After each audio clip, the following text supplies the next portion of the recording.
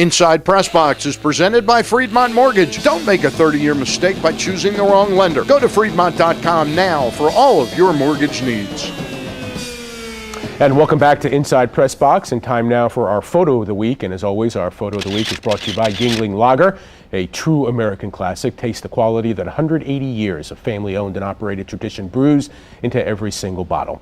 We previewed it last week, and now this week it's our photo of the week. It's the cover of this month's print edition of PressBox. You may remember the guy on this month's cover. That's former Colt Mike Curtis, and he's the focus in Michael Olesker's cover story titled Mad Dog's Last Blitz. And joining us now to tell us more about that story is, appropriately enough, the author, Michael Olesker, who we welcome to the show. And Michael, good to have you. Good to be here. Before we get to the actual story of Mike Curtis, and there's a lot of people out there, we have to remember this, that may not even know who Mike Curtis is. Take us back to the time of Mike Curtis in a Baltimore Colts uniform. Well, this is the mid-'60s to the mid-'70s. For a 10-year period, he was the heart and soul of the Colts defense, and that's a defense that included Billy Ray Smith, Bubba Smith, Freddie Miller, Rick Volk, a lot of really terrific ball players. Curtis was the heart and soul of it. He was a guy who is the only NFL player in history who made All-Pro at middle linebacker and at outside linebacker. These were powerful Colts teams under Don Shula. Over an 8-year period, they lost a total of 23 games. That's less than 3 losses a year. Curtis was this ferocious player. He should have been the MVP of Super Bowl V. He intercepted a pass with 69 seconds left to go in the game that set up the last-second field goal by Jim O'Brien that won the game for the Colts. A terrific, terrific player. You talk to so many Hall of Famers today. 30 or 40 of them have written letters to the Hall of Fame at Canton saying, let this guy in the Hall of Fame. Some of them are his old teammates, others are old opponents. They know what this guy was like. He was terrific. And so that's the story. And the story is, just to back up for a second, he's one of probably the all-time top 20 linebackers in National Football League history. Yes. He's the only one of the top 20 linebackers to not be in the Hall of Fame. Absolutely. Why is that? Well, part of it might be that halfway through his career, the Colts switched divisions.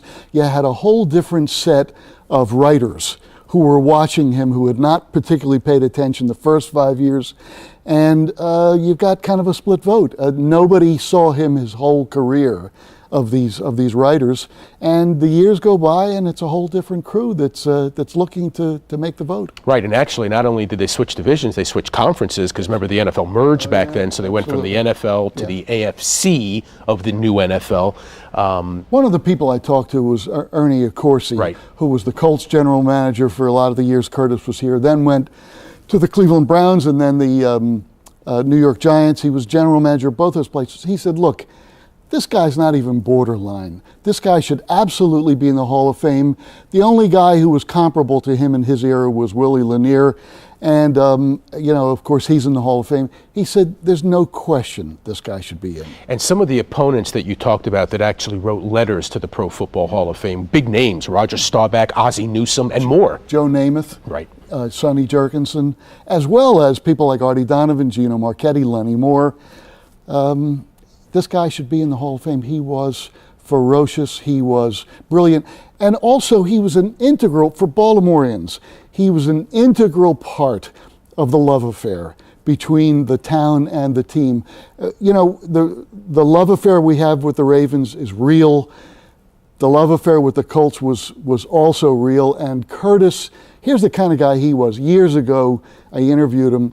He said, you know what I used to do after the games? I used to go down to neighborhood bars down in East Baltimore and South Baltimore to talk to guys from Highlandtown and Middle River. He said, because they were hardworking guys like us, he said, we were attached at our hearts.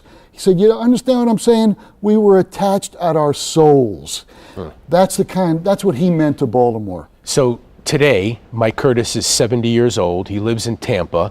He's got the early onset of dementia. He has talked about it himself as well as people around him. Right, but you have talked to him and you've mentioned to me that he's in good spirits. Yes, and to talk to him now, he sounds good, but there is some memory loss. Is he disappointed in the fact that he's not in the Hall of Fame? Sure, and he's a little embarrassed that there has been this campaign waged on his part because he's kind of a tough guy who doesn't want help from other people. But he said, if I get in, it'll be wonderful. If I don't, it's just one of those things. He's been out of the game for almost 40 years now. Yeah. What do you think the chances are, realistically? You've got a whole new set of voters in there who never saw him play. And the years get away, and I'm not sure that they care anymore, which is a shame because this is a guy who was the genuine article. Can you take us into it? In other words, does his name get brought up? Is it brought up every year? How does it happen that he would be talked about at this point? Well, there has been this whole campaign now for several years. That's how I learned about it, that some of these people came to me and said, why don't you write something about this guy? They have been trying very hard to get him in. Ernie Accorsi said to me, look, the Hall of Fame does not really take well to being pressured. And there may have been a reverse feeling on the basis of that. I don't know. But certainly as the years get away, it gets tougher all the time. And the years are getting away from Mike Curtis as well. What do you think of the of the nature of his, of the way he is right now? I mean, you talk about the fact that he's upbeat. If he doesn't get in, it's still okay with him? Yeah, I mean, he lives his life. He goes to these autograph shows. He signs autographs. Right. He's got plenty of friends. He comes to Colts alumni meetings. These guys still get together. That's amazing. All the time. And, there's a special feeling for that era.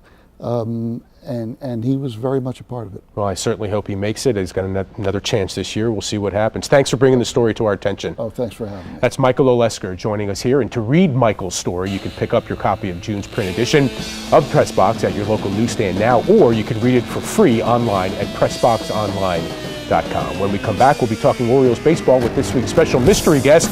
You won't want to miss it. Stay tuned to Inside PressBox. Join PressBox for the second Thursday Sports Lunch series at Padonia Station on Thursday, July 11th, featuring longtime local sports anchor Mark Viviano as the guest speaker. Get your tickets in advance at PressBoxOnline.com.